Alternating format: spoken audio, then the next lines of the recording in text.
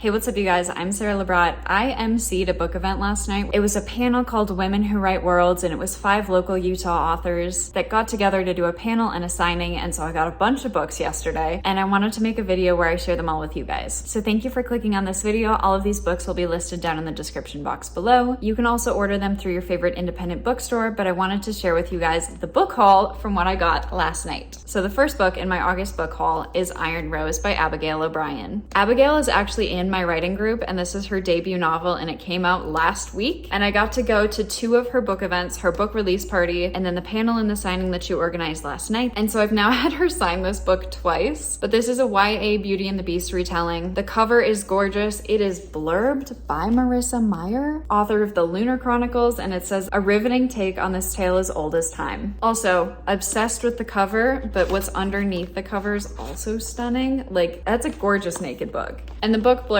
for this book says, no kiss can break this curse. There's no future for Lydia Brightwood. The Crimson Lord, a tyrant bent on destroying Lydia's country, made sure of that. Her only hope of a different life is to find the one person who could unite her country, a royal heir. There's just one problem. They're all dead. The beast humanity is slipping away. Shut away from the world by a horrible secret, Adam watches the destruction of his homeland from the ruins of a fortress, all while holding the devastating truth in his chest. It's his fault. Adam and Lydia's paths cross in the ruins of the north, where they must find a way to conquer the curse before everything they love collapses, but being truly human has its price. That's the signature. And then because I went to 2 book events, I also then had her sign chapter 1. And depending on how many more of her book events I go to, I might have her continue to sign each chapter. I'm currently reading it, and I'm making a reading vlog that I will post when I'm done reading it, but I'm very much enjoying it so far. And it's so cool to hold one of my friend's books. Like, this is insane. She already had a publishing deal when I met her last year, because it's been over a year now since my writing group started, but I still got to watch her go through the steps of like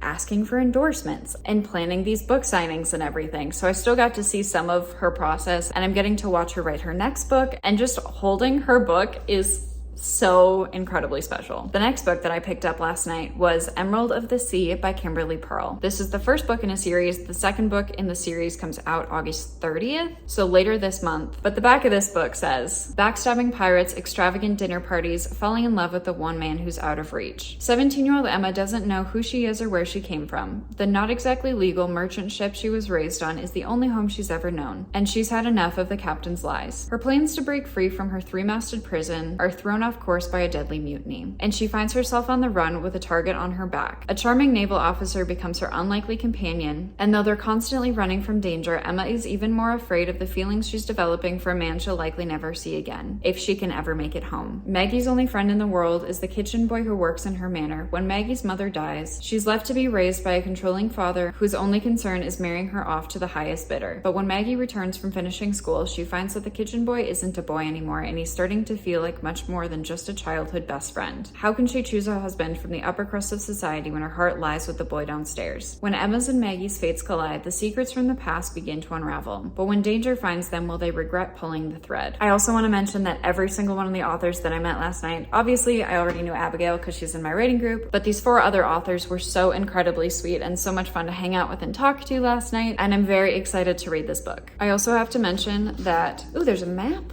We love a map. Kimberly Pearl has the most stunning handwriting. Like, that looks like a type font that I would want to buy. The next book I got was The Befallen by Cambria Williams. This is a matte cover. I think it's beautiful. But the back of this book says, Sloane, sheltered yet persistent, believes she's capable and longs for everyone to see past her disabled leg. Selling at market day unaccompanied is the chance to prove herself. But when she returns home to her village, she's shattered to discover the Befallen has killed everyone. Having nothing but her faith in the goddess of the moon, she's forced to test her strength in the outside world. Sloane realizes the kingdom is dangerous even without the Befallen, full of thieves, thugs, and worse, heretics. Sloane is further shocked no one seems to know the entire legend, which promises a hero will defeat the Befallen. When she learns an order of knights have vowed to fulfill the legend, she's determined to help them, as she alone was taught that a weapon will be gifted from the seldom seen goddess of the azure moon. Sir Tolvar, a banished, famed knight wrestling with the demons of his past, is skeptical. He's reluctant to let Sloane join their cause until she convinces him that faith carries its own power. As the two uncover the mysteries surrounding the Befallen, growing steadily stronger, an impossible task is thrust upon Sloane that makes her question everything. I posted about this book when I got back from the event last night, and I got a couple of messages that people love this book, and I cannot wait to start reading it. The next book that I got was Well of Ida by K.B. Benson, which is also the first in the series, but the second book in the series I believe is already out. Everyone hides a monster inside. I tore mine from the inside out. 2 years have passed since Ari was taken as a prisoner to the troll realm. 2 years of blood staining her hands, killing as the Troll King's mercenary. In Ida, it's kill or be killed, and Ari will do anything to survive. But survival does not come easy in Ida, especially for a young woman with fire in her blood. When Ari is sold to one of Ida's most notorious training masters, her survival comes with a price. Unleash the monster she's buried inside. A very real and very dangerous creature no opponent can defeat. Ari expects to kill, she expects to survive. But she doesn't expect her growing feelings for the man who claimed her as his. Together, Ari and her master will cut down every opponent in the arena seeking to win a wish from their king, until a man from her past challenges her within those walls and everything Ari has fought for crumbles. All for a man she once loved. But if she wants to save her own life, she must take his. After all, everyone dies in Ida. And then the last book that I got from this event last night is Sanded Soul by Tori Lindell. And the back of this book reads, A harsh punishment is cast upon Morpheus, the god of dreams, by the Night Council. He caused an imbalance in the world and must now roam the earth endlessly as the Sandman. Placing his sanded palm over the eyes of those who sleep, he brings dreams to all who have lost hope during World War II. Clara, an unexpected visitor from Germany, is somehow able to enter his dream world, breaking the lonely chains that bind him. They must find a way to battle the evil that taints the existence of humanity. Drawn into an adventure of fairy tales and nightmares come true, two very different hearts must work together to face unimaginable horrors. So this stack of books is my